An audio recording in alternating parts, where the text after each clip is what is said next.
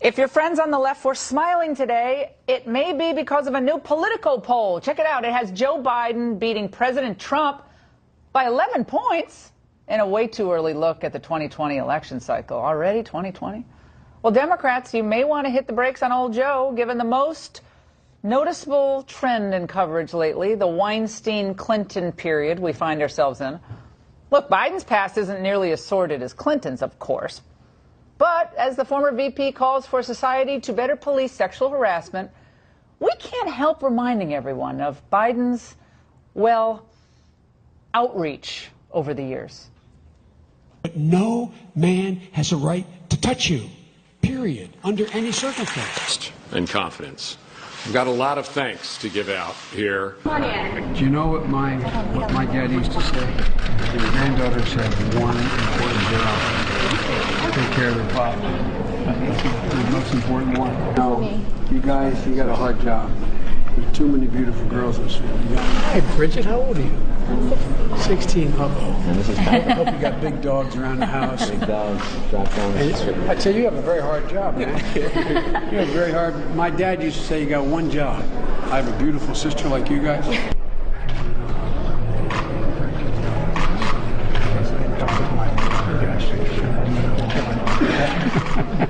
Anybody engaged in that behavior is committing a crime. Okay, that's naughty of us. So, well, be careful what you wish for, Democrat. The USO tour abroad, she was kissed and groped against her will by comedian Al Franken, who is now a fairly well-known Democratic senator representing the state of Minnesota. Trace Gallagher has been on this story all day, and he joins us with the latest.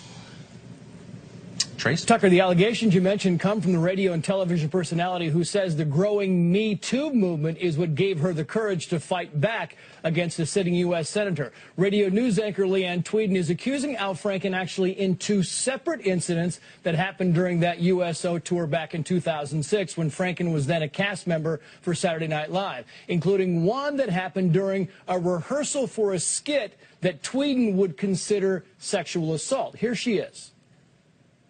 Put his hand on the back of my head, and he mashed his face against, I mean, it happened so fast, and he just mashed his lips against my face, and he stuck his tongue in my mouth so fast. I remember I pushed him off with my hands, and I said, if you ever do that to me again, I'm not going to be so nice about it the second time.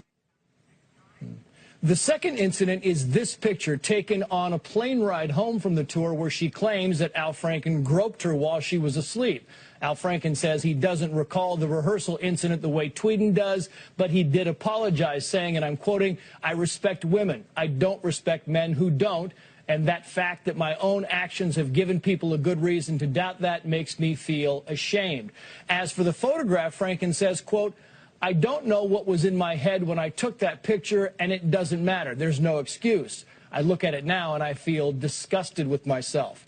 Democratic leaders immediately called for a Senate Ethics Committee investigation, with Chuck Schumer saying, quote, "Sexual harassment is never acceptable and must not be tolerated. I hope and expect that the Ethics Committee will fully investigate this troubling incident, as they should with any credible allegation of sexual harassment." Al Franken says that he will fully cooperate with the investigation, though Politico is now reporting there's already talk among some Democrats that because the picture we showed you earlier is so damaging that Al Franken might be forced to resign. Tucker. Trace Gallagher from L.A. Thanks a lot, Trace. Chadwick Moore is a journalist and a frequent guest on the show. He joins us from New York tonight. So, Chadwick, I know Al Franken pretty well. I've known him for a long time. I've honestly never thought of him as a sexual harasser. I have thought of him a lot as not a very nice person who, and this is an open secret in Washington, who mistreats his staff. He's a screamer, who takes credit for other people's work. He's basically horrible to those beneath him. And all of that, and I've seen it, has been excused for many years because his politics are mainstream politics here. He's a liberal. And I see this as a theme. Like, if you have the right politics, you get away with kind of whatever you want. You're excused by the left. Am I making that up in my mind? You certainly aren't making that up in your mind. That is how it is. Look at Hollywood. Look at everything that's happening now. All these allegations that are coming down. And even just aside from basic hypocrisy, right? We have everyone on the left, especially who's coming after Roy Moore, who's been coming after Roy Moore, now, you know, when it's their own team, they don't know what to do. This isn't merely hypocrisy. There's something far more sinister, I believe, happening on the left when they've built a party platform that basically tells people like women, like gays, like blacks, that you're victims and we're here to protect you and the other side hates you. And then what happens when people come out, especially in these allegations now? Well, sometimes the women are attacked by the left. You know, Joy Behar famously called Bill Clinton's accusers tramps. So it becomes even more sinister when you realize that they don't care about these people, about these groups that they purport to be standing up for. They only care about one thing, and that one thing is power. Yeah, accumulating power. I've always thought that the root of all wisdom was knowing how flawed you are, and that's a hedge against self-righteousness. But I've noticed, and particularly in the case of Al Franken, an overweening self-righteousness. I mean, Franken is the first one to stand up in a hearing and lecture people about how he's a lot better than they are. Do you see a connection between outward expressions of self-righteousness and people's secret personal behavior? Am I imagining that too? I absolutely agree with you. I heard someone say the other day, as soon as you hear a man call himself a feminist, you can start the clock on the rape charges. I believe it was Milo Yiannopoulos who said that. It's absolutely true. The more you're virtue signaling, you see this a lot with race, right? And I've noticed this my entire life. You see this a lot with these sort of white liberal race virtue signalers who are all day long talking about Black Lives Matter, yet they're the first person to cross the street if a black man's walking towards them late at night. They're the first person to be, you know, very rude to their brown-skinned nanny or what have you. It's so obvious that there's some sort of cover going here. When you see someone who's trying so hard to virtue signal that they care for people, these groups of people, well, maybe you should look at that. You know, if they need to collectivize people like that. It's true. I once asked Al Sharpton if he was a bigot, and he said to me in a moment of candor, he said, you know, the only group I really don't like, white liberals, because they patronize me. And I thought that, you know, there's something to this. I'm not a shrink, so I don't fully understand the syndrome here, but it's related. People who have thoughts they're ashamed of tend to attack other people and accuse them of having those thoughts. Oh, absolutely. I completely agree with you. And that spans the gamut when, you know, people who maybe are a little too puritanical in some things turn out to have the nastiest secret behind their closet as well, you know? Yeah. And so I would say Senator Franken is in that category. Chadwick, thank you. That was the new sexual Puritans showing how the left is equating normal sexual activity and normal courting between men and women as sexual assault. But then basically trying to cover up for what Hollywood and other organizations are doing when it comes down to trying to even mainline pedophilia. So that's all coming up a little bit later in the hour. More with Paul Joseph Watson. Ex-Secret Service agent claims Biden engaged in Weinstein-level groping. He would mess with every single woman or teen. It was horrible. Well, I don't need to hear that from a Secret Service agent to know it's true.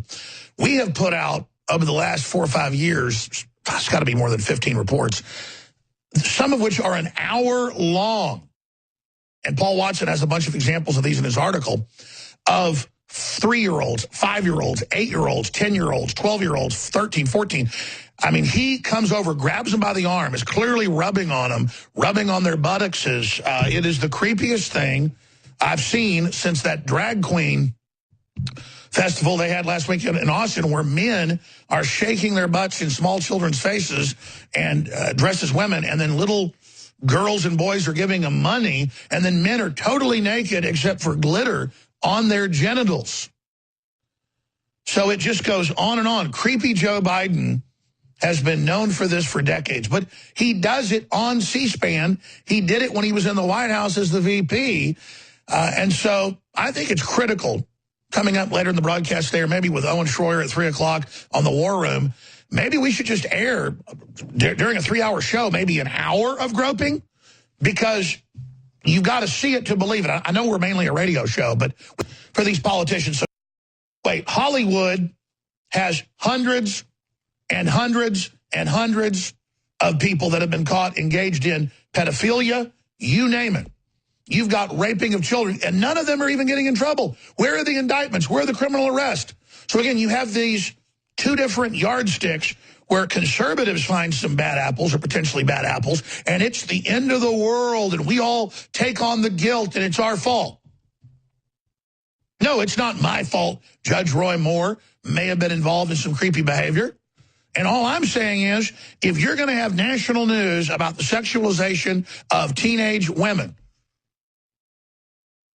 16, 17, 18 years old, as low as maybe 14, which I think starts getting into the pedophilia zone, you know, serious issue, not just statutory rape, then we've got to look at the drag queen festival they had in Austin and all these others where full-grown men come up and shake their butts in little boys' and little girls' faces and then pose naked with only glitter on their genitals with little boys dressed up like girls and then kiss on them.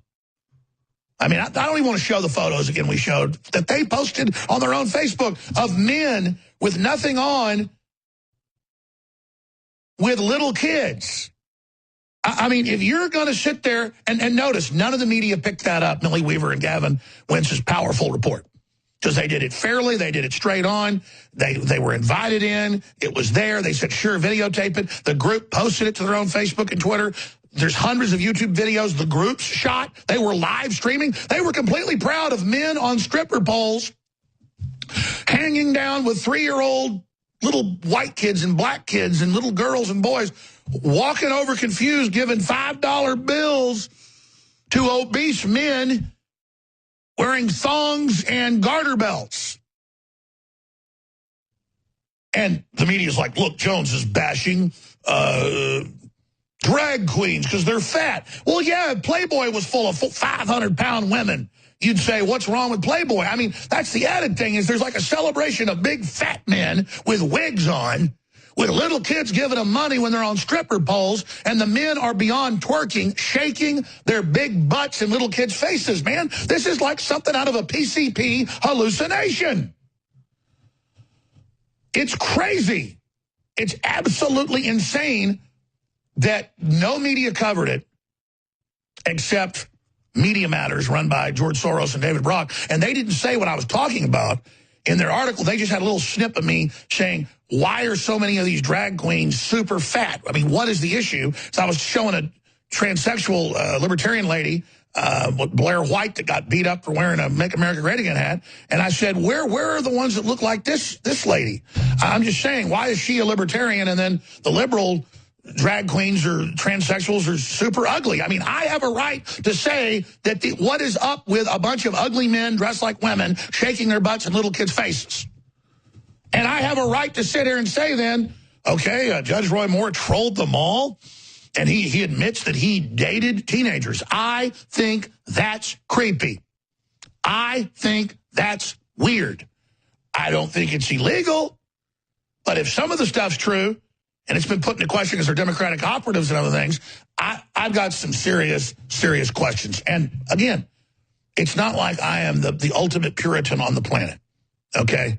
It's just that it shows arrested development in a man when he's 35, if he's going after 16-year-old girls, and then asking their parents if he can date them. It just sounds like some type of weird Netflix series about a creepy, weird town or something. I'm sorry. Now, again, Hollywood's 10 times, 20 times, 100 times more creepy with devil worship and pedophilia and sexualization of children and targeting the family and targeting America and going after everybody.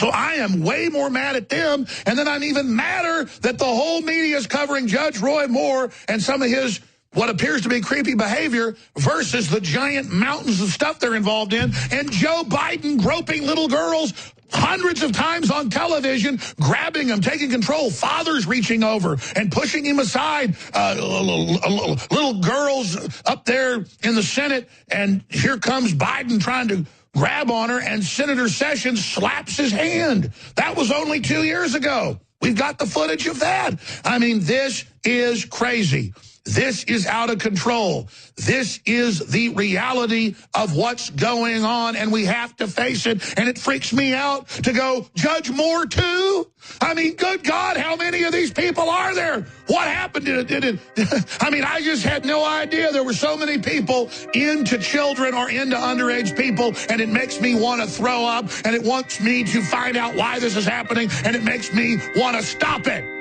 All right, the flaming garbage fire that is American politics continues to flame away, and Al Franken has been caught in the blaze. Plus, we'll talk about the latest with Roy Moore.